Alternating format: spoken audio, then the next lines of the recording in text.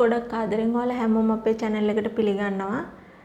අදත් ඉතින් වෙනද වගේම රසවත් කෑමක් හදාගන්න විදිය කියලා දෙන්න තමයි යන්නේ. අපි එන වීඩියෝ එකට ගිහින් බලමු කොහොමද හදාගන්නේ කියලා. මුලින්ම මම කරන්නේ මේ විදියට මම මේ කෑම එක හදාගන්න භාජනයේට බටර් ටිකක් ගා ගන්නවා. ඔයාලට පුළුවනි මාගරින් හරි එහෙම නැත්නම් පොල් තෙල් චුට්ටක් හරි ගා ගන්න.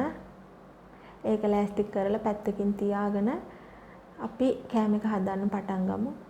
මම මෙතනදී පාට 3ක ජෙලි පැකට් අරන් තියෙනවා. ග්‍රෑම් 100ක් තමයි එක පැකට් එකක්. ඉතින් මේක දිය කරගන්න ඕන වතුර මිලිලීටර 200කට මුලින්ම කහ පාට එක දිය කරගන්නවා මම. ඊට පස්සේ රතු පාට එක ඒකත් වෙනම වතුර මිලිලීටර 200කට දිය කරගන්නවා. කොළ පාට එකත් ඒ විදියට වෙනම වතුර මිලිලීටර 200කට දිය කරගන්නවා. අපි මේ ජෙලි එක දිය කරගන්නකොට ඇල් වතුර හරි උණු වතුර හරි කැමති එකක් පාවිච්චි කරන්න පුළුවනි. මම මෙතන අරන් තියෙන ඇල් වතුර. මුලින්ම මම මේ විදිහේ භාජනයක් ලිපේ තියාගෙන ඒකට කහ පාට ජෙලි එක එකතු කරගන්නවා. එකතු කරගෙන ගින්දර ගොඩක් වැඩි කරන්නේ නැතුව මධ්‍යම ප්‍රමාණයට තියාගෙන හොඳට හැඳි ගාගද්දී කැඩිලා වැටෙන පදමක් එනවා අපිට. මෙන්න මේ වගේ මේ පදමෙදී අපි වෙන භාජනයකට මාරු කරගන්න ඕනේ. මේ විදියට ඉඩ තියෙන භාජනයකට දාගෙන තද රස්නේ තියෙද්දිම තමයි මම මේක බීට් කරගන්නේ. බීටරේ උඩරම වේගයට දාලා අපි විනාඩි කිහිපයක් බීට් කරගන්න ඕන.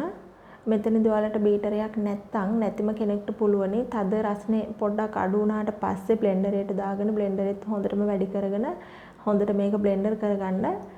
මෙතනදී පදම හොයාගන්නේ අපි මේ විදිහට හොඳට බීට් කරාට පස්සේ බීටරේ නතර කරලා බීටරේ උස්සද්දී රිබන් වගේ පටියක් ආකාරයට වැක්කිරෙන ගතියක් එනවා. ඒ වෙලෙදි තමයි අපේ පදම හරියන්නේ. අපි එතකොට කලින් ලෑස්ති කරගත්ත භාජනයට මේ මිශ්‍රණය දාගන්න ඕනේ.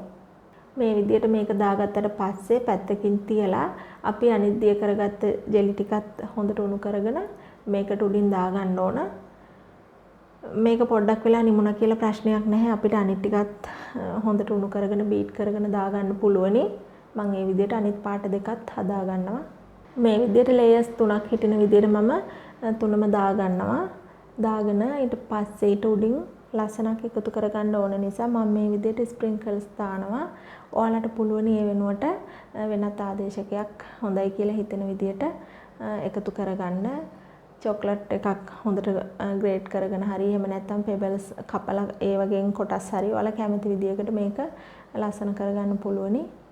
ඊට පස්සේ අපි මේක පැයක් ශීතකරණේ පහළ කොටස තියාගමු.